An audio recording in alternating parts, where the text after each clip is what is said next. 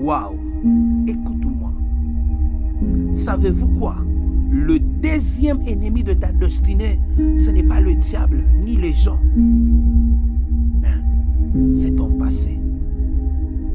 Le passé d'une personne peut devenir le plus grand obstacle de sa destinée par la réputation, par les traumatismes, par les échecs, par les identités brisées. Parce que tant que tu es attaché à ton passé, tu ne peux pas entrer dans ton futur.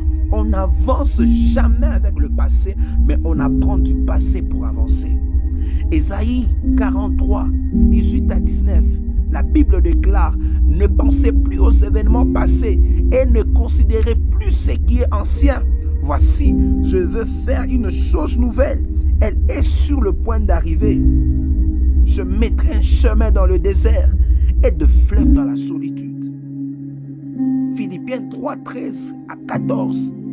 Il dit: oubliant ce qui est en arrière et me portant vers ce qui est en avant, je cours vers le but pour remporter le prix.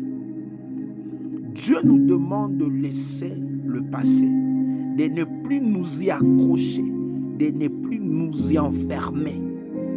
Mais beaucoup n'avancent jamais parce qu'ils vivent dans la culpabilité, les blessures, le regret, les erreurs anciennes. Ils ne se sont jamais pardonnés. Ils ne sont jamais en paix avec leur propre histoire. Écoute ceci, on n'avance jamais avec le passé. On apprend du passé pour avancer. Et pour être en paix avec ton passé, tu dois passer par 3 dimensions. 1. Recevoir le pardon de Dieu. Tu dois croire que ce que Dieu a pardonné n'a plus le droit de te condamner. 2.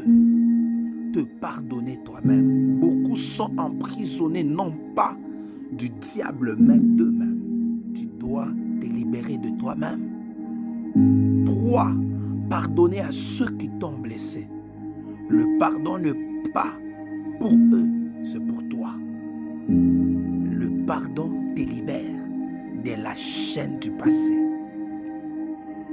Regarde, Israël dans le désert, ils disent: quand on était en Égypte, on était bien, au moins on mangeait. Mais Dieu le conduisait vers la terre promise. Leur passé les aveuglait. Leur passé les empêchait de voir le futur. Peut-être que toi aussi, il y a un rideau noir de ton passé qui t'empêche de voir ton futur. Peut-être que ton passé te parle plus fort que la voix de Dieu. Mais aujourd'hui, je prie que Dieu te délivre de ton passé. Que tu sois en paix avec ce qui t'a blessé. Que tu sois libéré de ce qui t'a brisé. Que tu avances vers ta destinée. Au nom de Jésus-Christ de Nazareth.